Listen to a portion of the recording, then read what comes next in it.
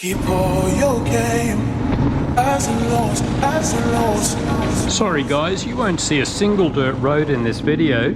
So to say, highs and lows, highs and lows. If you are addicted to dirt, here is a photo to satisfy your addiction. Keep all your game. But I suggest you watch the video anyway.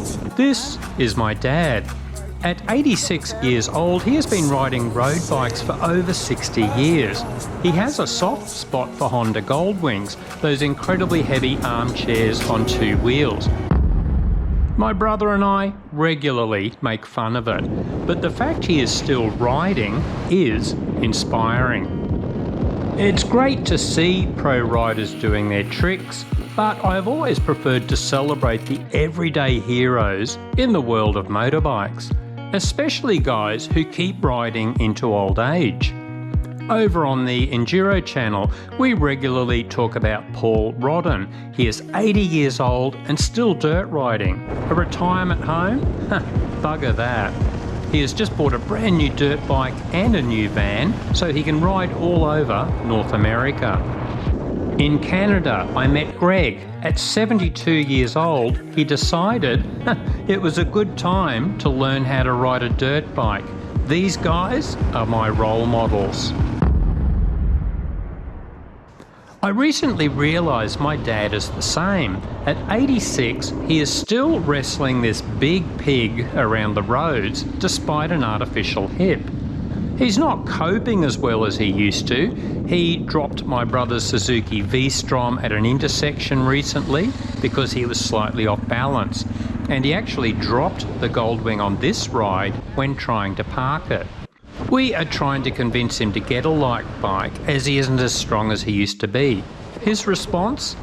The usual bullheaded attitude of the typical motorbike rider. I'm fine, it was the bike's fault.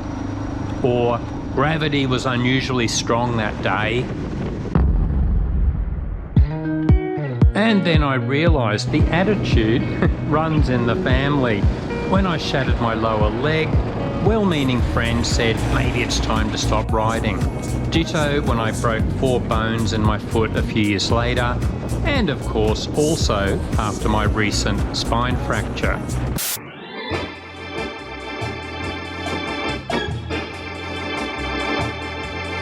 Should we keep riding into old age? How old is too old? There will be no right answer for everyone. Some will opt for safety and quit riding, and there's nothing wrong with that. Others will not only keep riding, but take crazy risks. And if you accept the potential consequences and aren't putting others in danger, there's nothing wrong with that. Me, I remember the words of that famous gonzo journalist, Hunter S Thompson, who inspired many not to fade away into retirement.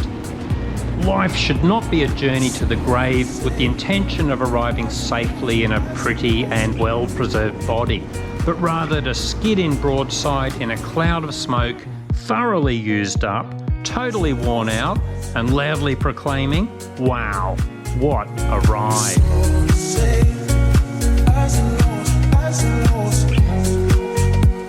What about you guys? Planning on riding into your 80s, your 90s? Or will you give it away and take up bingo instead?